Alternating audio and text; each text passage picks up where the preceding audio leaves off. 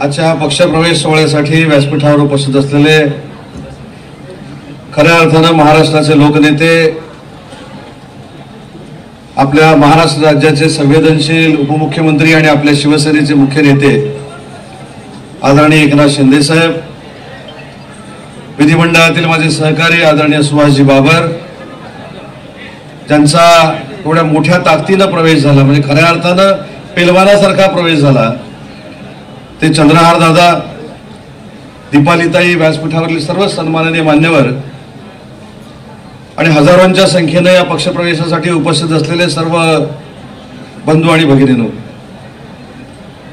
चंद्रहारजी, मी शिंदे साहेबांच्या वतीनं तुमचं मनापासून अभिनंदन करतो की उशिरा का होईना पण तुम्ही चांगल्या रस्त्यावर आला. तुम्ही जिल्हा परिषदेचे सदस्य होता, तुमची पेलवान म्हणून ताकद अख्ख्या महाराष्ट्रामध्ये आहे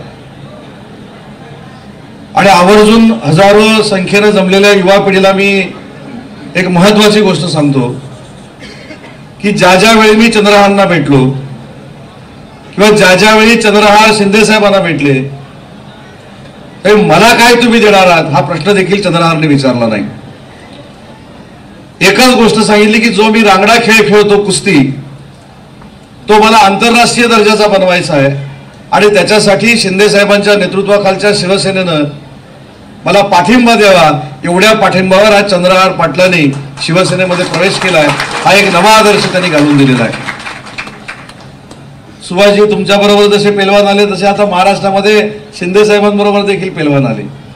कारण चंद्रहारचा आवाका फक्त सांगली किंवा सातारापुरता नाही, तर अख्ख्या महाराष्ट्रामध्ये जिथे जिथे आखाडे आहेत तिथे चंद्रहार पाटलांचं नाव असल्यामुळं महाराष्ट्रातले सगळेच पेलवान आता एकनाथ शिंदे साहेबांसोबत आहे. सांगायला काय कुठच्या भविष्यवाल्याची आवश्यकता लागणार नाही.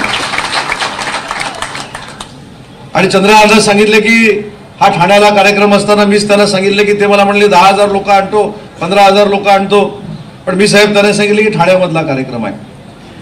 आता ठाण्यामधल्या कार्यक्रमानंतर चंद्रहारजी तुमची जबाबदारी वाढलेली आहे.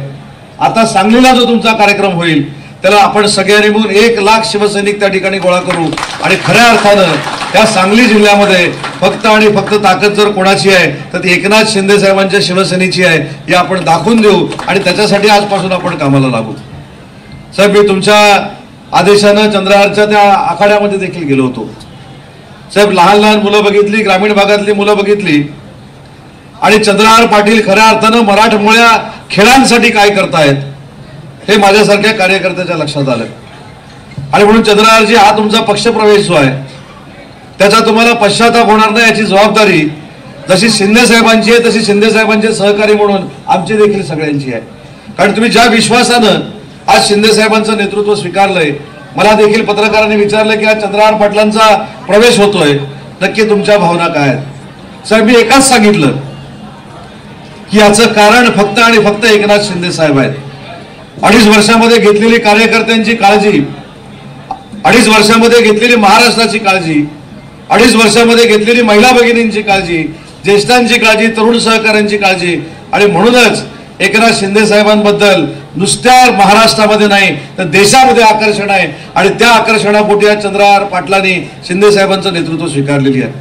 मला असं वाटतं की चंद्रहारची तर जबाबदारी आहेच, पण सुहासजी, तुमची, माझी आणि जमलेल्या सगळ्या शिंदे साहेबांच्या नेतृत्वाखाली काम करणाऱ्या कार्यकर्त्यांची आता जबाबदारी आहे की ज्यावेळी सांगलीमध्ये स्थानिक स्वराज्य संस्था होतील, ज्यावेळी नगरपालिकेच्या निवडणुका होतील, महानगरपालिकेच्या निवडणुका होतील, त्यावेळी आपल्याला विश्वासात घेतल्याशिवाय स्थानिक स्वराज्य संस्था होऊ शकत नाही, येऊ शकत नाही. एवढी ताकद आपण सगळ्यांनी मिळून निर्माण केली पाहिजे. आणि आजच्या चंद्रहार तुमच्या पक्षप्रवेशानं एक सिद्ध झालेलं आहे की माननीय एकनाथ शिंदे साहेब हे सर्वसामान्यांचे नेते तर आहेतच, पण तुम्ही ज्या शेतकरी कुटुंबाचा उल्लेख केला, अशा शेतकरी कुटुंबातनं लहानाचा मोठा झालेला एक माणूस महाराष्ट्रावर प्रेम करतो, आमच्यासारख्या सर्वसामान्य कार्यकर्त्यांवर प्रेम करतो आणि महाराष्ट्राचा मुख्यमंत्री होतो. हा देखील इतिहास एका शेतकऱ्याच्या कुटुंबातल्याच मुलाला लिहिलेला आहे. त्याच्यामुळे तुमच्यावर अन्याय होणार नाही याची खात्री आमच्यासारख्या सगळ्या कार्यकर्त्यांना आहे. आणि म्हणून राजकारणामध्ये कोण लहान आहे, कोण मोठा आहे, कोण मोठा भाऊ आहे, कोण बाप आहे, याच्यावर फार मोठी चर्चा चालू आहे. पण बाप तो बापही होता हे तुम्ही सिद्ध करून दाखवलेलं आहे.